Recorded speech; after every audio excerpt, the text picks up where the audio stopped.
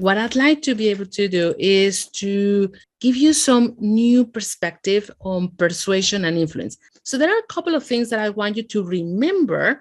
And if I didn't mention it as part of the program, a couple of them are new. Just make sure that you amplify all these online, right?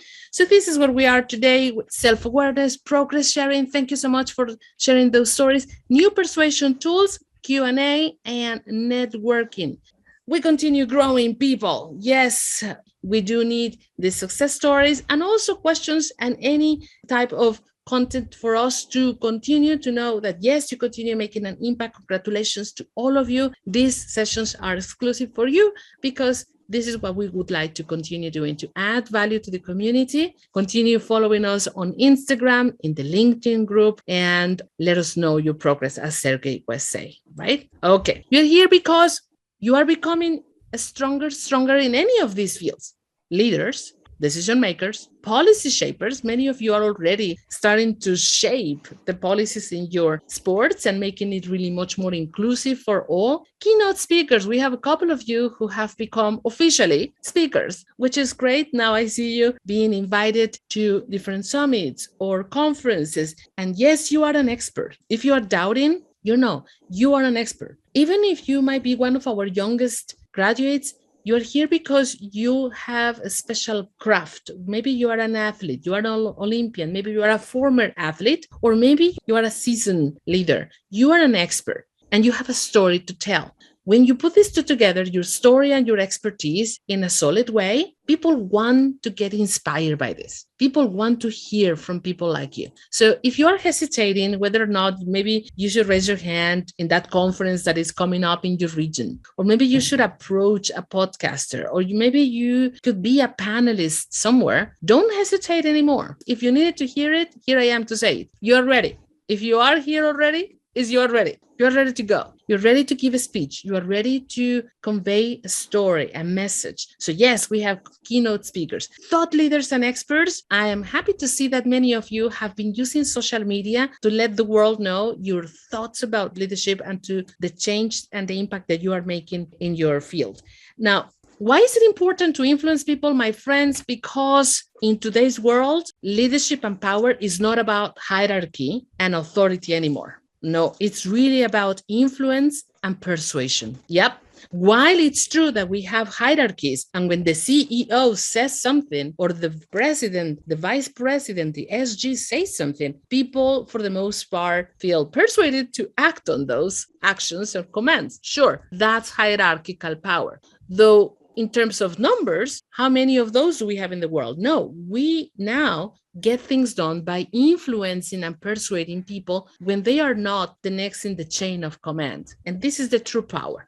Influence is the capacity to have an effect on the character, development, or behavior of somebody or something, to have an effect. It's like a pendulum that has that moment of touch and you create some kind of impact. Usually, when it comes to persuasion and influence, is you create change. Something happens with your presence, with your work, with your performance. You change from A to B. Something in the room shifted. Sometimes is an idea. Sometimes is a perception of something. Sometimes you gain approval. Sometimes you reduce the resistance in the room. And how do we do this? We do it by 3 different ways. And so notice when I talk about the 3 different ways, who influences us? Notice when I explain them, who are you? I'm going to give you 3 different ways in which people get, for the most part, influence. Number 1, authority. And my friends, the one that I'm missing still today is Miss Angela Merkel. Doesn't the world miss Angela Merkel right now? I think we all miss her a little bit, right? Sometimes I dream of her coming back and I said, oh my God, maybe she wants to come back to politics one day. No, I don't think she's ever. Though she exercised because she was somebody who people, for the majority, trust because of she was regarded as an expert. We're looking for expertise and credentials. So authority, not only because it's hierarchy, but also expertise and credentials. Number 2, you can influence people kind of like a friend type of influence, a person whose opinions we respect because we think or we know They will not trick us. You trust them. They have your best interest at heart. And this is a picture that I took a month ago in Puerto Rico. I launched a 2-day program. It's kind of like an empowerment forum in Puerto Rico. This is Sara Rosario, female president of Puerto Rico NOC. But here I circle 2 people who are very important in my life that are not only leaders in their own right, but also my friends, Natasha, who's my co-facilitator, and Nicole Hovers. Nicole is also one of the godmothers of this program. You have seen Nicole in action. She is the vice president of the IOC. And she was there present. Though at the friend level, we 3, because we go back all the way to 2005 when we met for the first time, and we started really growing. And in a way, Nicole has been in so many seminars and applying all these techniques and strategies in a way, though we influence each other. So this is the friend as well. And finally, who influences is the role model. Somebody who we regard as being special, sometimes cool, unique, disruptive, creative, stimulating. And here I have the picture. Who can tell me who are these women? Just recently won, right? Yeah, Diane is like, yay.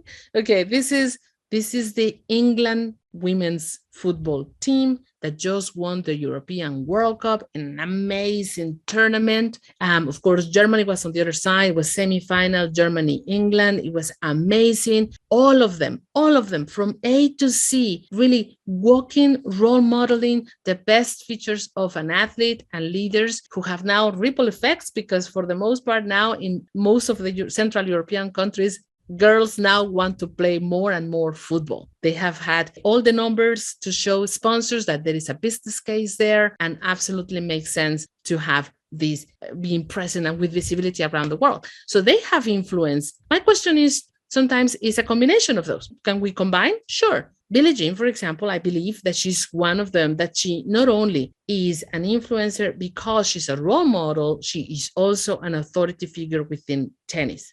So now, if you had to choose between these 3, right?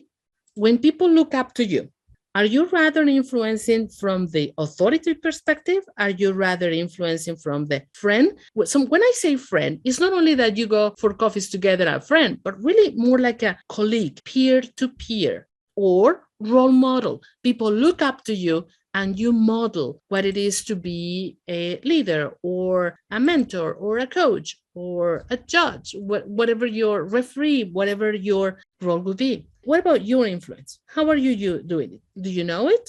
Have you heard of it? And if you had to answer the question, where would that be? So I'm going to close with 2 or 3 thoughts about politics and tips for campaigning. Number 1, politics. Politics exists everywhere, my friend, whether it's at dinner table and in government, anywhere in between. Now, the difference is that there are good politics and there are bad politics. What do I mean by that? The bad politics are the type of politics that are backstabbing, finger pointing, blaming, a lot of resistance, aggressiveness in the hallways, people speaking behind your back, toxic culture politics. This is one type of politics.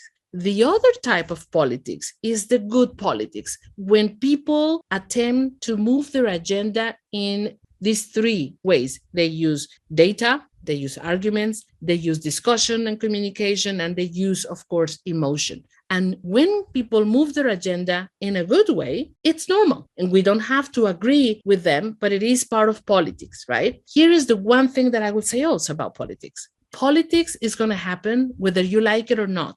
It's going to take place in the office, outside the office, among your stakeholders, whether you like it or not. So what you want to do is to at least be aware of what's going on. Who are the connectors? Who are the hovers? You don't want to get involved in bad politics, but please do not ignore that there are politics. And then there is something around the topic about campaigning.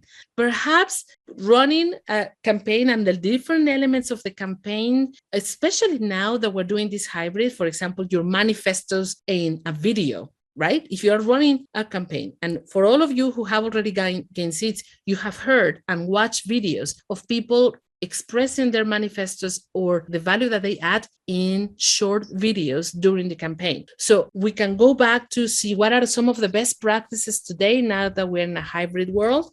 This is definitely one thing that I see many of you running campaigns and being part of a campaign, at least in the next 24 months, that it would be really great to get a short list, a checklist of what you need to have and do as part of running the campaign.